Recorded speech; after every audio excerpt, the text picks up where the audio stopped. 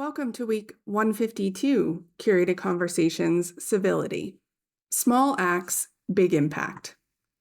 The weekend before a major holiday may be the worst time to head to the grocery store. A quick trip for a few essentials can become a masterclass in patience and preparation. For me, attempting such feat requires a carefully packed mental toolkit. Some essentials I rely on include my AirPods, two 30-minute podcasts on light topics, and a backup calming playlist for moments of overwhelm. The power of the pause, 47 years of learned experience and patience, empathy, and compassion. Thankfully, on this particular trip, I also had my husband with me to divide and conquer Wegmans, a store as delightful as it is chaotic. If you've ever navigated their labyrinth of a layout, you understand the challenge. Why is the bread at the start of the store? And don't get me started on the fruits and vegetables section. Still, there's something oddly calming about hand-selecting your tomatillos while catching a glimpse of your partner navigating his way to the potatoes. It's one less thing to manage in a high-energy environment. With most of my vegetable list checked off, I spotted my last item nearby, a head of red cabbage. Maneuvering through the crowd required patience as shoppers lingered and a staff member restocked lettuce nearby. Threading my way closer, I asked, "Excuse me, could I grab a head of red cabbage?" The staff member, head down and hands moving quickly, barely glanced up, without missing a beat, responded, "Okay, people, this is a busy time of year for the grocery store. It'll be like this for the next 6 weeks. Everyone chill out." In that moment, a younger version of me would have snapped back with something equally as sharp. Instead, I took a deep breath, pulled out the 47 years of learned patience with a side of empathy and compassion, and kindly responded with a smile and, "Thank you for all of your hard work. We all appreciate it." Their expression softened, and they smiled back, replying, "Thank you for understanding." That moment wasn't just about avoiding conflict. It was about creating a connection where there might have been tension. It's a small example of how civility, even when it feels inconvenient, can transform interactions.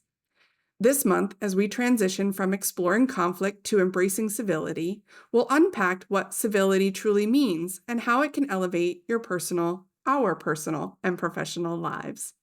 We'll close out the year and delve into the neuroscience of civility, its impact on relationships, and the ripple effects it creates in our homes, businesses, and communities. As always, let's begin with the definition. Civility is a noun, and its dictionary.com definition says formal politeness and courtesy in behavior or speech. But I'd also like to share a definition that I found from the Institute for Civility that felt more aligned with our like-hearted community. Civility is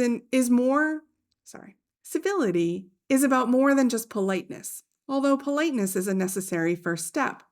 It's about disagreeing without disrespect, seeking common ground as a starting point for dialogue about differences, understanding biases and personal preconceptions, and teaching others to do the same. Gosh, that sounds more like our community and curated conversations. Did you know that on average, a human experience or witness more than one act of incivility a day? According to the 2024 Quarter 3 SHRM study of civility in the U.S., workers collectively experience or witness a total of 2,194 acts of incivility per second in everyday life. As you navigate this season of long lines, full schedules, and heightened emotions, remember the tools you already carry: empathy, patience, and kindness.